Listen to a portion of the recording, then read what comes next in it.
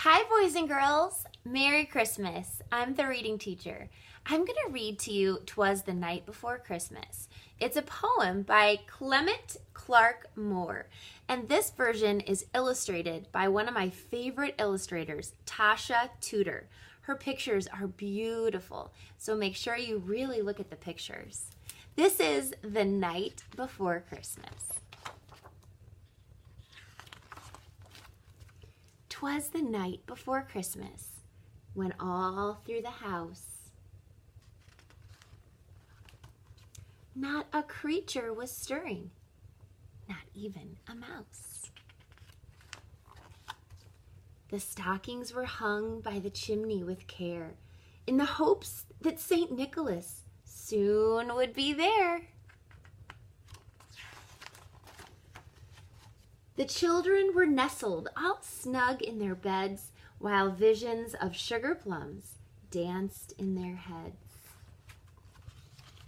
And Mamma in her kerchief, and I in my cap, had just settled down for a long winter's nap. When out on the lawn there arose such a clatter, I sprang from my bed to see what was the matter. Away to the window I flew like a flash, tore open the shutters, and threw up the sash. The moon on the breast of the new fallen snow gave the luster of midday to objects below, when what to my wondering eyes should appear but a miniature sleigh and 8 tiny reindeer, with a little old driver so lively and quick, I knew in a moment it must be St. Nick. More rapid than eagles his coursers they came, and he whistled and shouted and called them by name. Now Dasher, now Dancer, now Prancer and Vixen, on Comet, on Cupid, on Donder and Blitzen, to the top of the porch, to the top of the wall, now dash away, dash away, dash away all. As dry leaves that before the wild hurricane fly, when they meet with an obstacle mount to the sky, so up to the housetop the coursers they flew, with the sleigh full of toys, and St. Nicholas too.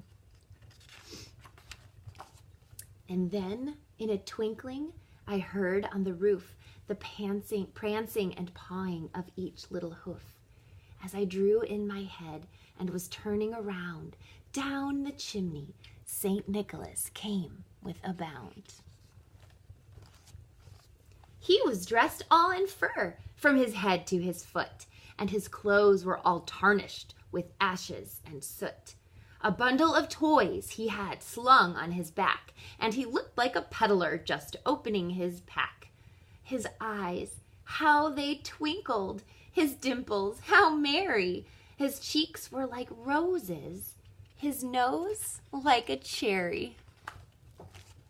His droll little mouth was drawn up like a bow, and the beard on his chin was as white as the snow. The stump of a pipe he held tight in his teeth, and the smoke, it encircled his head like a wreath. He had a broad face and a little round belly that shook when he laughed, like a bowl full of jelly. He was chubby and plump, a right jolly old elf, and I laughed when I saw him, in spite of myself. A wink of his eye and a twist of his head soon gave me to know I had nothing to dread. He spoke not a word, but went straight to his work, and filled all the stockings, then turned with a jerk, and laying a finger aside of his nose and giving a nod, up the chimney he rose. He sprang to his sleigh, to his team gave a whistle, and away they all flew like the down of a thistle.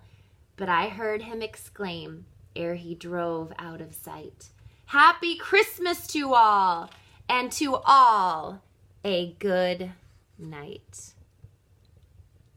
Merry Christmas, boys and girls.